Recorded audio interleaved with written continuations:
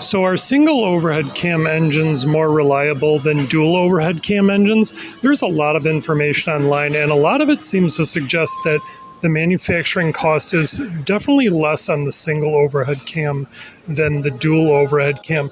Now, the main reason that most companies have switched to dual overhead cam is actually for the fuel saving technologies that you get with variable valve timing and variable valve lift using cam phasers.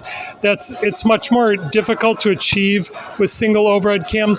And the issue is the companies are having a lot of trouble meeting these fuel economy standards with the single overhead cam technologies. So a lot of companies have switched to dual overhead cam primarily.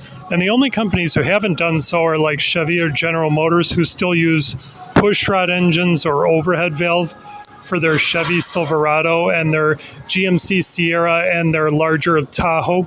But back in the day, Honda kind of pioneered this single overhead cam. Honda has used single overhead cam for motorcycles, specifically single engine motorcycles, one-cylinder motorcycles, and they still use a lot of single overhead cam in like prop planes, which is short for propeller planes. But most of these companies have now been forced to sort of switch to dual overhead cam. Single overhead cam is really it's a much more reliable, less expensive technology. And the one thing that I have learned is if you are like rebuilding a car engine yourself, you want to stick with single overhead cam because it's going to cut your labor costs in half. And it's also going to be half the parts. Now, the question I guess I have for people who work on their own cars or know a lot about labor costs, is this over-exaggerated? Like, how much money are you actually saving in labor? Are we just talking like 1 or 2 hours, or is this a very substantial savings?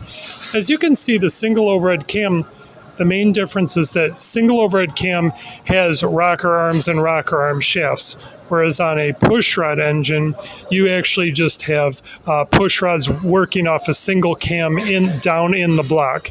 And then a dual overhead cam, a lot of people will say that dual overhead cam still has rocker arms. That's not the case. They use what's called cam followers. So the whole purpose of dual overhead cam is that you don't need rocker arm shafts and you don't need rocker arms. So basically, the intake and exhaust can move independently from the intake and the exhaust. That removes the need for rocker arms and rocker arm shafts. So you really want to stick to single overhead cam if you're going to be fixing the car yourself, and cost is important, and you're probably going to have to stick with more of a used car if you're going with single overhead cam, because newer cars